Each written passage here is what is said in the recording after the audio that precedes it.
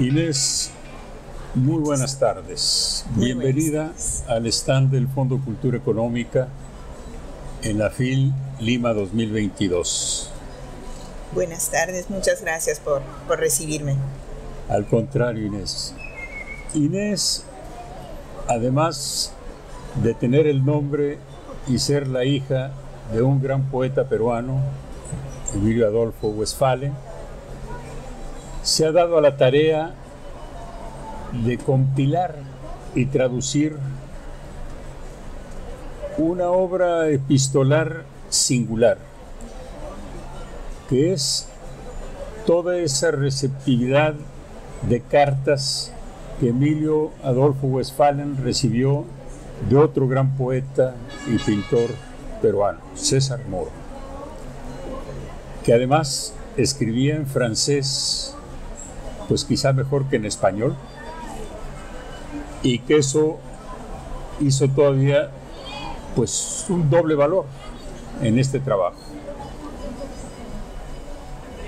En la correspondencia que hemos podido tener en nuestras manos y tener la fortuna de haber editado en el Fondo Cultura Económica, nos damos cuenta de las privaciones que vivían estos hombres singulares en su época.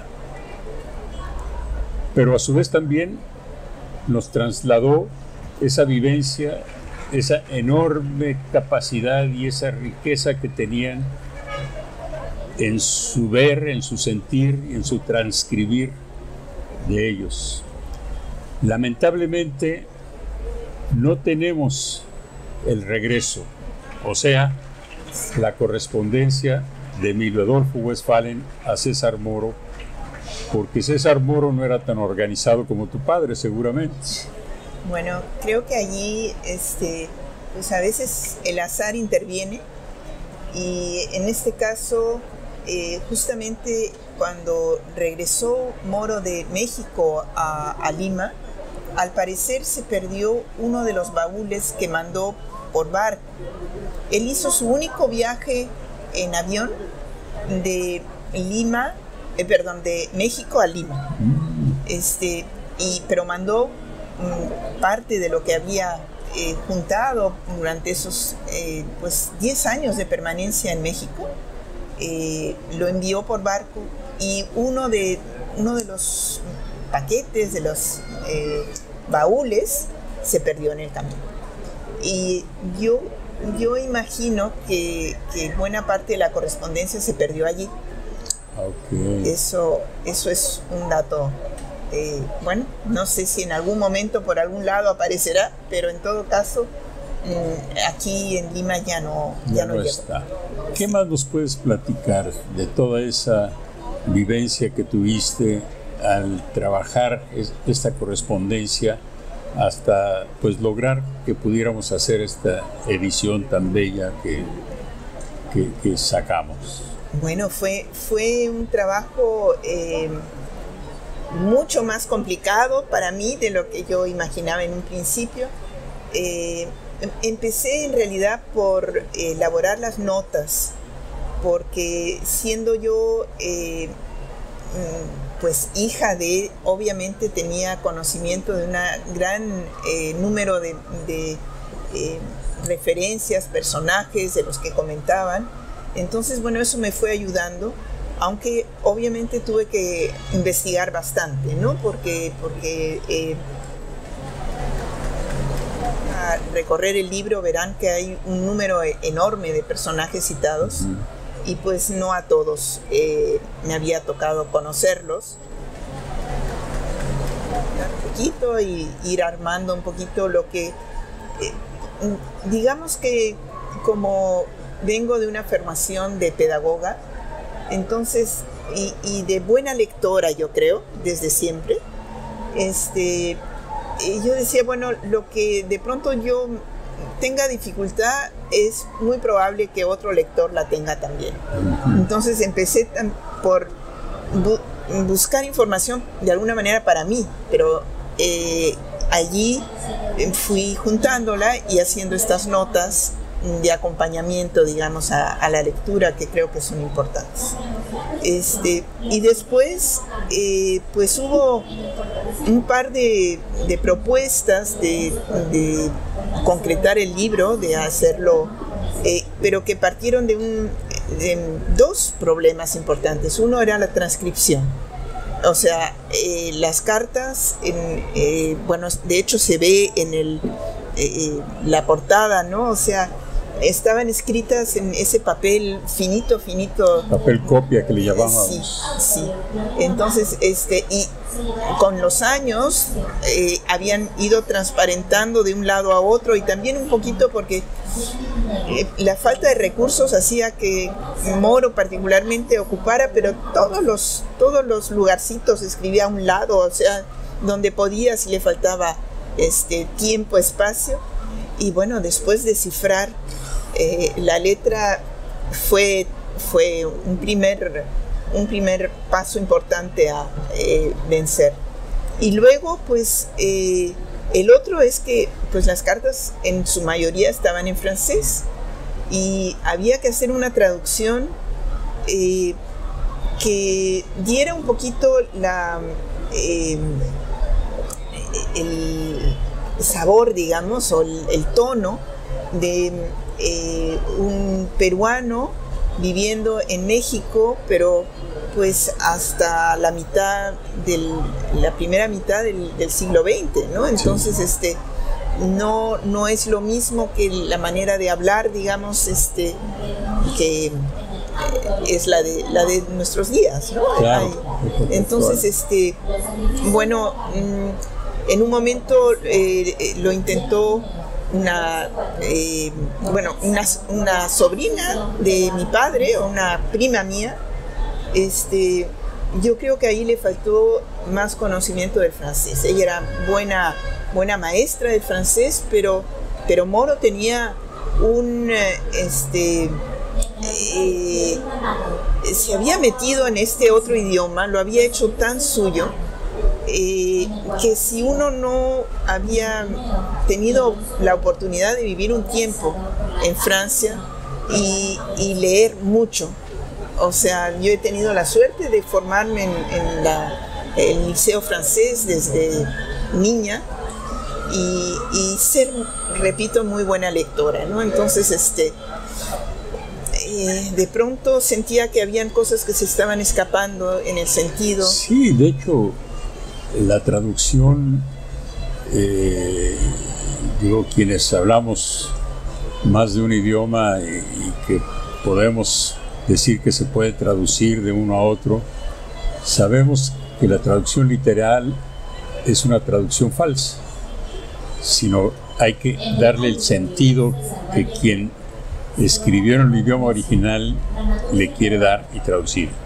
Eso incluso está muy bien tratado en un libro que vamos a presentar mañana, por cierto. Estamos invitados a las 5 de la tarde con Efraín Cristal, que se llama Querencias, que habla precisamente de esa vocación de Jorge Luis Borges de traducir, y explica la diferencia que es traducir a interpretar precisamente lo que quiere decir en un nuevo idioma.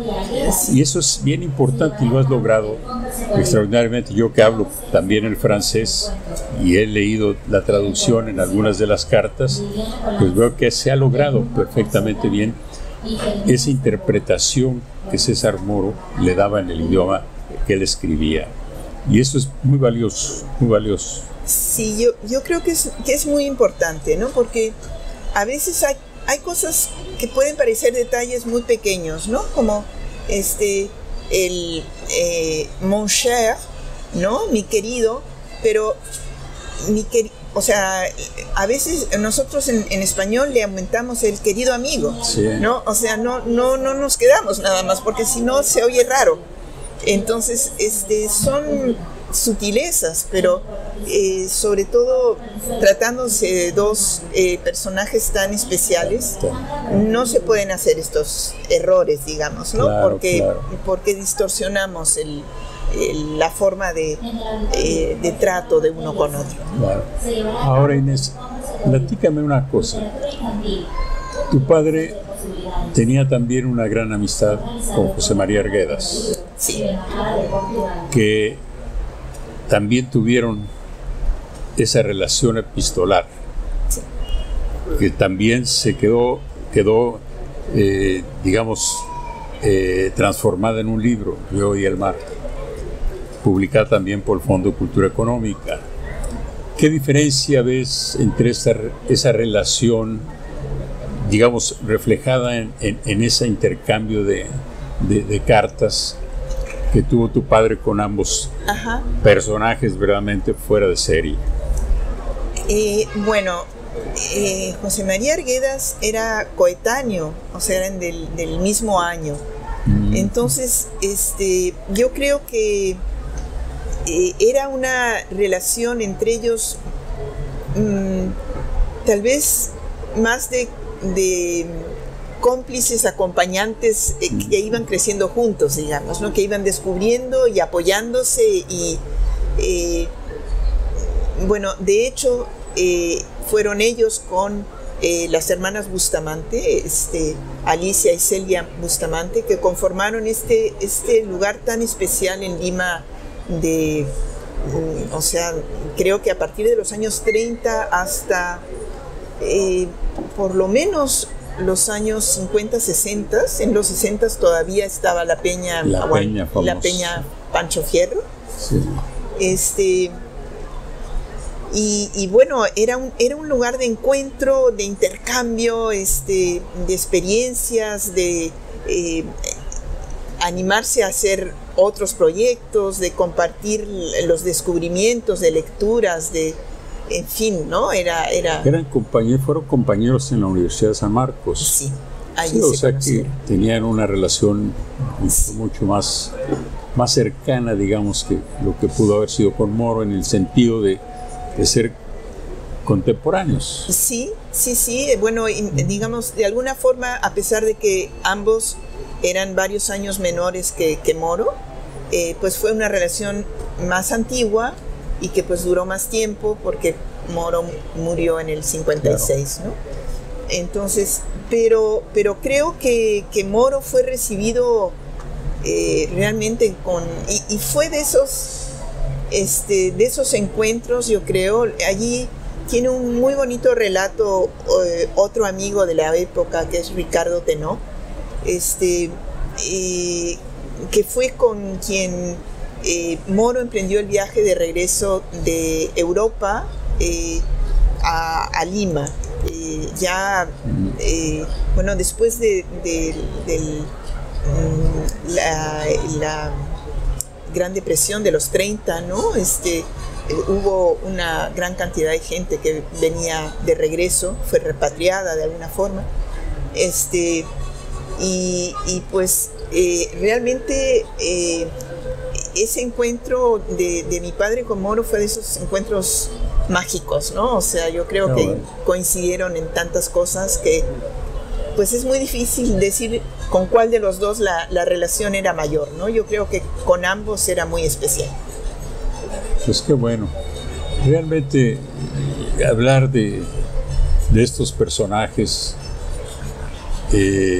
pues es enriquecerse al buscar precisamente pues qué escribieron, cómo lo escribieron, por qué lo escribieron, todo eso en sus poemas, que quienes los leemos pues vemos ahí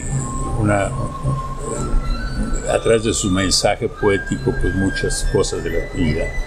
Así es de que no me queda más que pues recomendar que lean estas correspondencias que nos enseñan mucho de quiénes eran, cómo pensaban y cómo vivían. Sí.